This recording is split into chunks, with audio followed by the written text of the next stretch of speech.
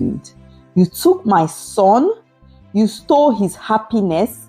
May no daughter from your bloodline ever find joy in marriage. May the pain my son felt be the pain your daughters will feel forever. Chinaza felt a cold shiver crawl down her spine.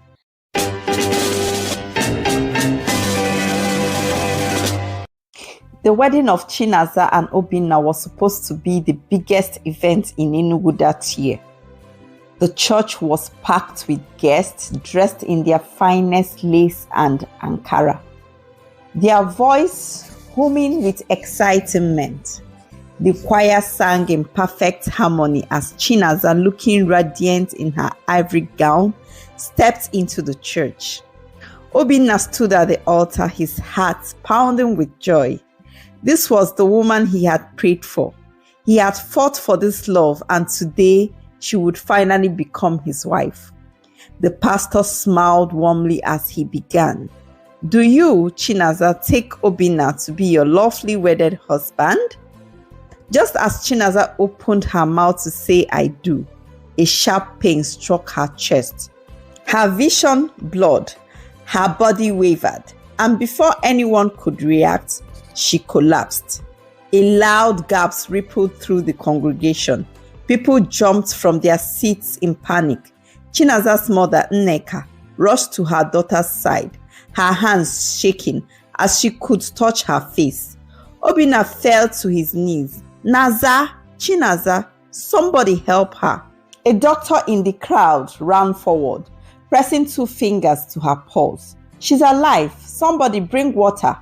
As the church was thrown into chaos, an old woman sitting in the back row murmured, I warned her. The daughters of this family are not meant to marry. Nneka turned sharply, her face drained of color.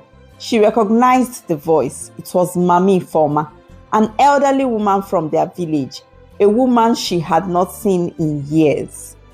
That evening, Chinaza lay weak in her bed, surrounded by her mother and Obinna. Though she had regained consciousness, a strange coldness gripped her heart. Obinna sat beside her, his hands balled into fists. This wasn't normal. She just collapsed out of nowhere. Nneka remained silent, her eyes distant. Obinna turned to her. Mama, at the church today, an old woman said something strange. She said the daughters of this family are not meant to marry. What did she mean? Nneka inhaled sharply. Forget what she said. It's nothing but old people's talk. Chinaza's voice was weak but firm. Mama, don't lie to me. I have been having strange dreams for weeks. I keep seeing a man standing near a river, calling my name. Then today, I collapsed at the altar. What is happening to me? Nneka shut her eyes, as if trying to block out a painful memory.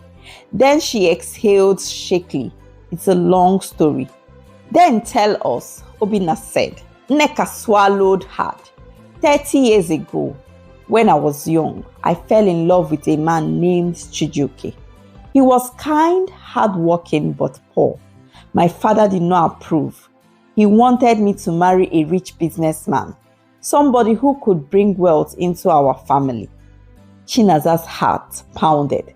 She had never heard this story before. Nneka's voice trembled. One night, I found out I was pregnant with Chijioke's child. I was terrified. An unmarried pregnancy was a disgrace. When my father discovered it, he was furious. He swore I would never marry Chijioke. She looked away, her hands twisting in her lap. My father arranged for me to marry another man, a wealthy trader from Oka. But the night before my wedding, Chijioke found out about the pregnancy. He came to our house begging me to live with him.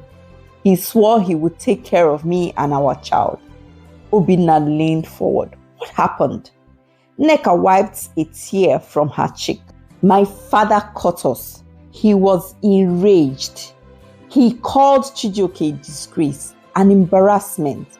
He beat him in front of the entire family, humiliated him, and swore that if he ever came near me again, he would regret it. She left out a shaky breath. Chijioke left that night, humiliated and broken. 3 days later, he was found dead. Chinaza gasped. What? They said he drowned in the river, but people whispered that he took his own life, that he couldn't bear losing me and the child he never got to know.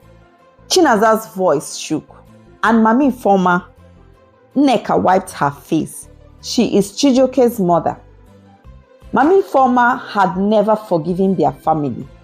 The night Chijioke died, she came to our house.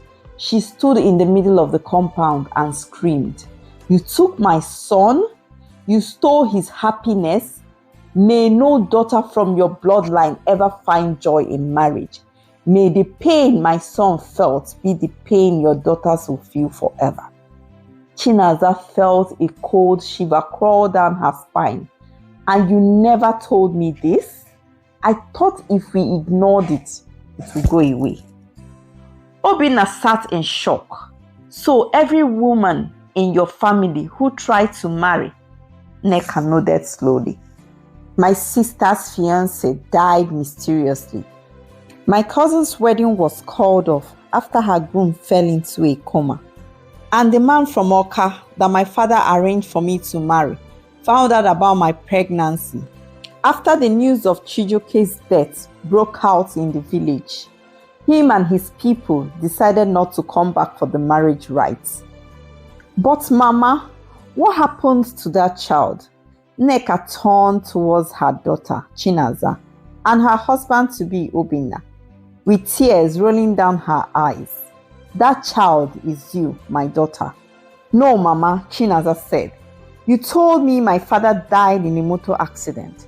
Why did you keep this away from me all these years? Why did you keep me in the dark?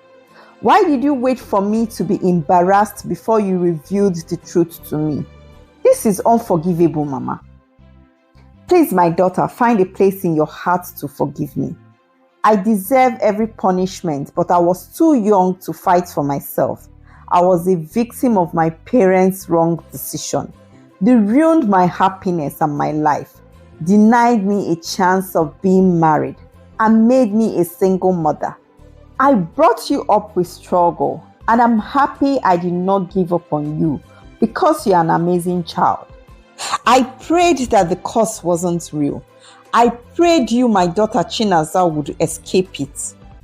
Chinaza's hands were ice cold. "But I didn't, Mama," Chinaza said.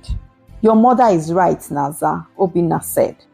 "Think about what your mother has gone through as a single mother, raising a child alone.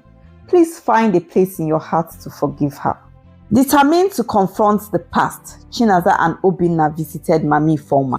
She sat outside her small hut, staring at the sky. When she saw them, she sighed.